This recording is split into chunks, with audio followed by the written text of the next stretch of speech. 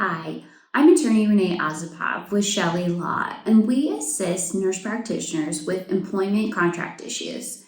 Today, I'm going to be talking about some red flags in nurse practitioner contracts. So, this is kind of a long list, but I'm going to boil it down to the most common ones that I see in an employment contract. So, you always want to read your contract carefully. I think we can start with a red flag. If you ever read anything that you don't understand and cannot get clarity on, that's a red flag.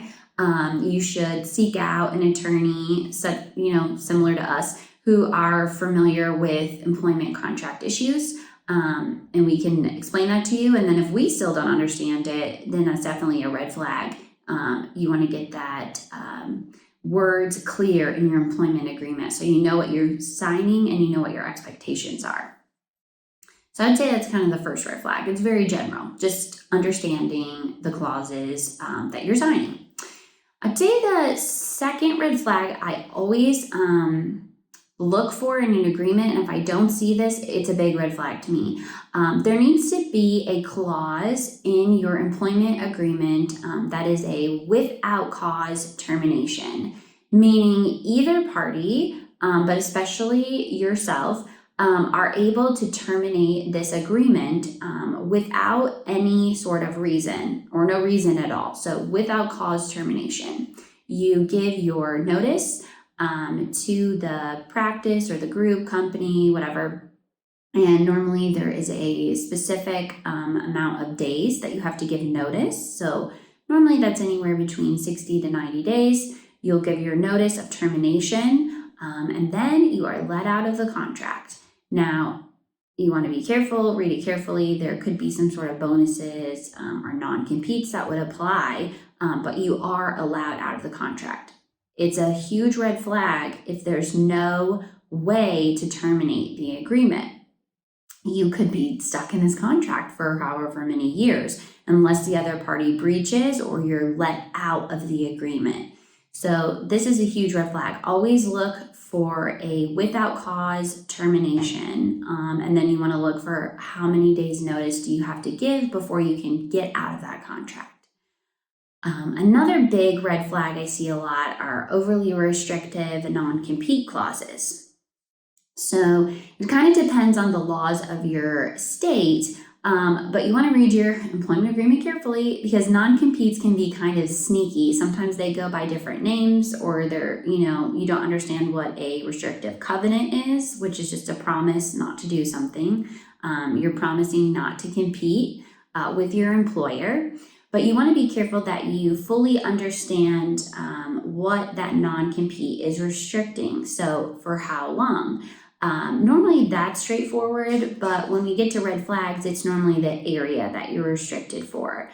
It could be, too many miles. If you are in New York City and they're restricting you 20 miles, well, that takes out a huge area. That would be a huge red flag.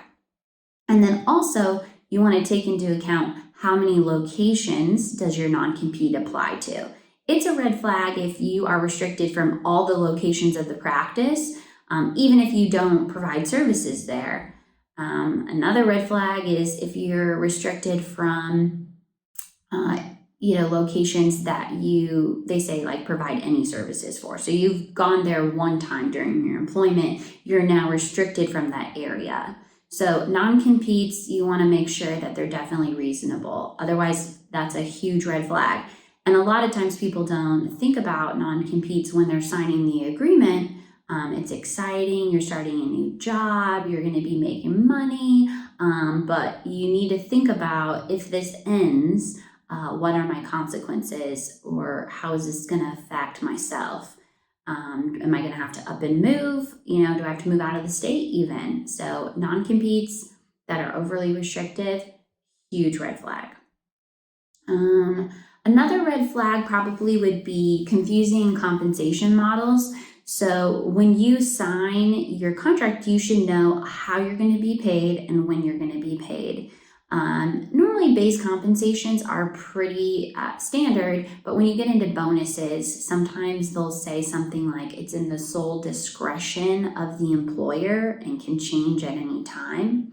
It's kind of a red flag because you don't know what the criteria is. You have no idea what to expect. So again, confusing compensation models, I would say that would be a red flag. Let's see. Another one would probably have to be with scheduling or call expectations.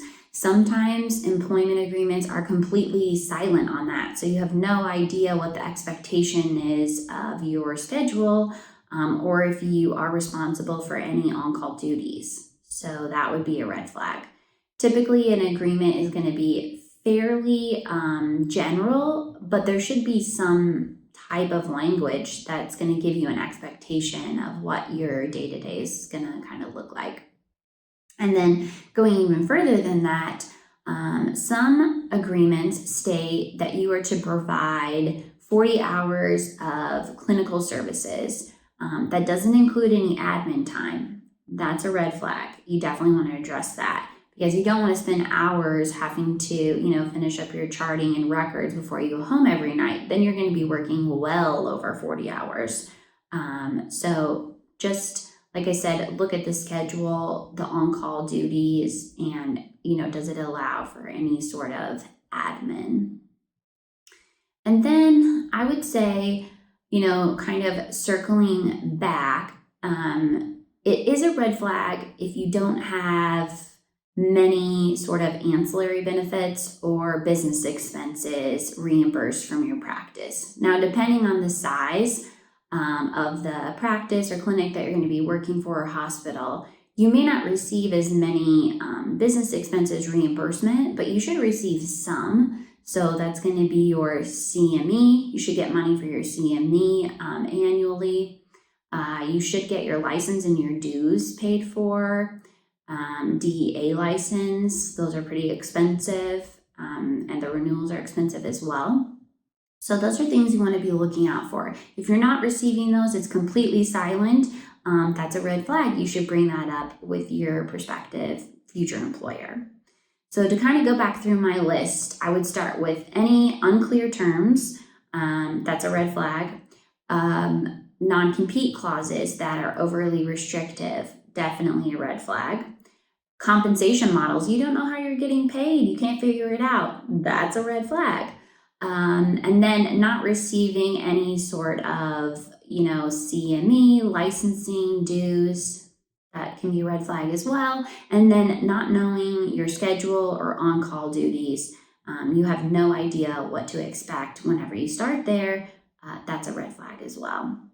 So if you'd like more information on these red flags, or just any type of information on nurse practitioners, contracts, you can check out our website, our YouTube channel here. We have tons of videos that you can check out. And our website is Chelle Law, CHELLE law.com. So check us out.